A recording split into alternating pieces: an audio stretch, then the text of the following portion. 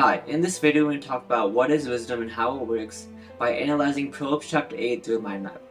Feel free to follow along with this video and draw your own mind map. So let's go to Proverbs chapter 8 verse 1. Does not wisdom cry out and understanding lift up her voice? So we see that there's two main characters in this chapter. There's wisdom and understanding. So let's add that to the mind map.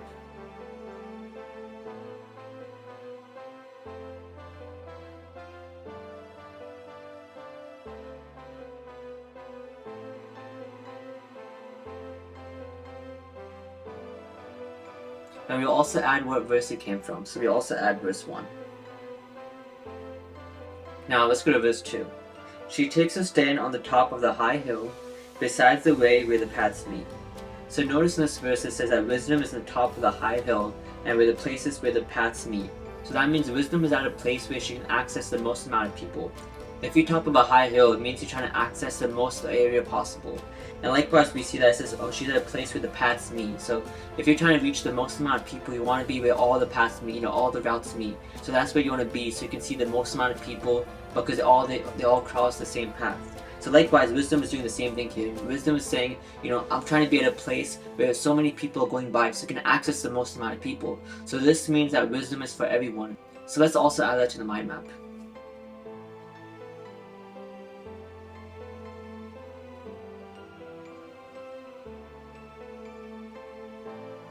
And make sure to add the verse 2 on top.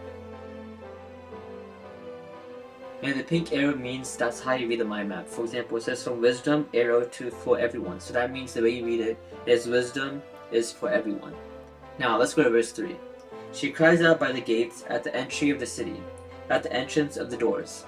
So this verse right here, that this also proves and shows that wisdom is for everyone.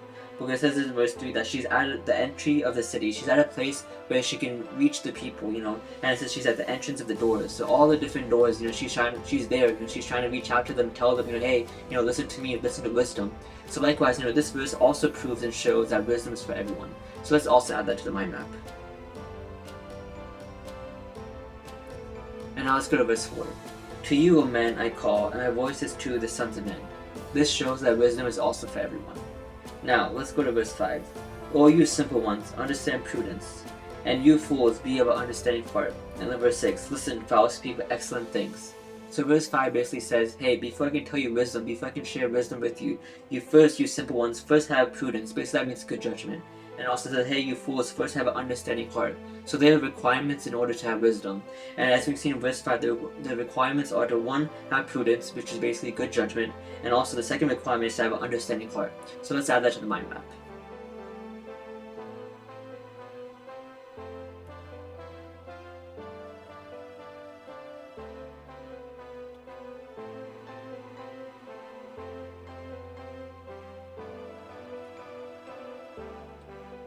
Now let's also add the verses to the mind map.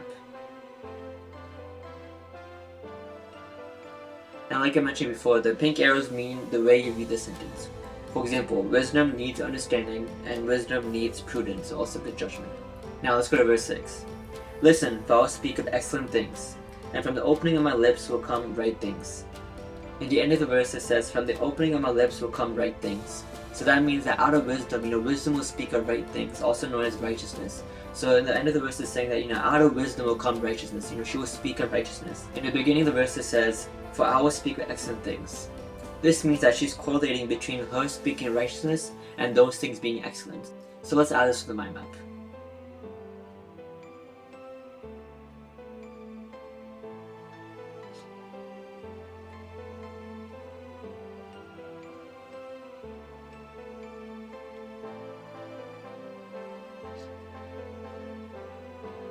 Let's also add the verses.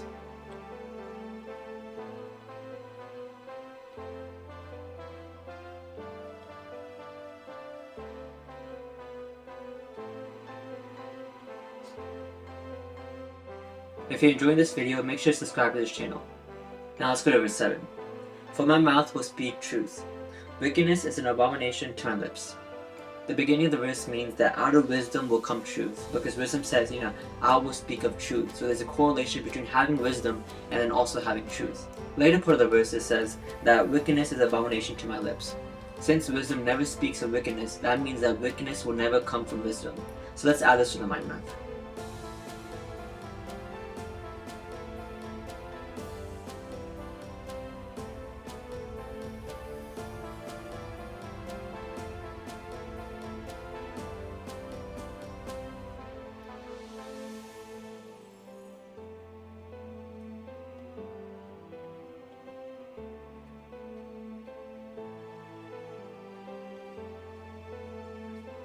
Another thing I want you to notice about that verse is the difference between truth and wickedness. See, in verse 7, the point of wisdom mentioning all of this is to show the contrast between truth and wickedness and how they are opposite of each other.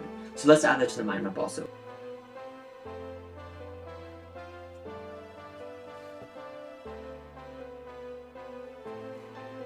The end of verse 8 says, "Nothing crooked or perverse is in them."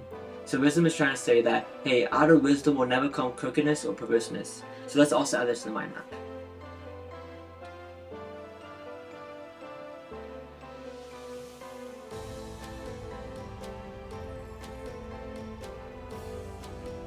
I also want you to notice that this verse also contains the same pattern as the last verse.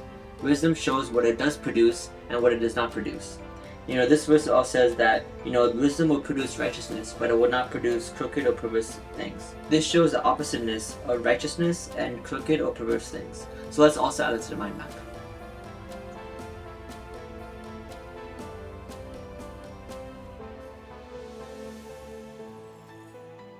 Now let's go to verse 9. "They are all plain to him who understands, and right to those who find knowledge." In the beginning of verse 9 it says that they are all plain to him who understands. So basically that means that wisdom is plain, or wisdom is easy to understand to those who have understanding. So let's also add that to the mind map.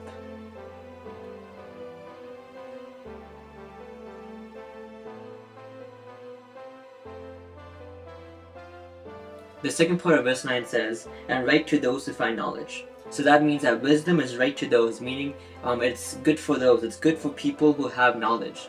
So let's also add that to the mind map.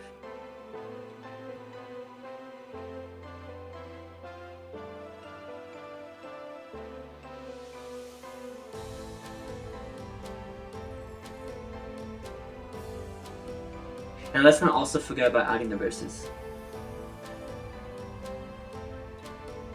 Now let's go to verse 10. "Receive my instruction and not silver, and knowledge rather than choice gold." In the end of the verse we see that it says that knowledge rather than choice gold. So choice gold basically means pure gold. So this verse says that knowledge is more valuable than pure gold. So let's also add this to the mind map.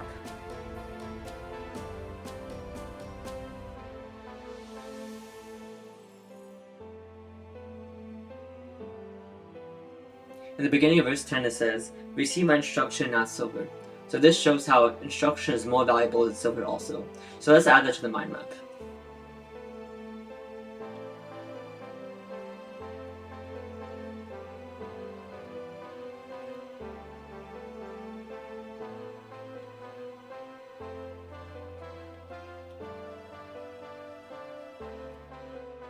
Let's see what we drew so far.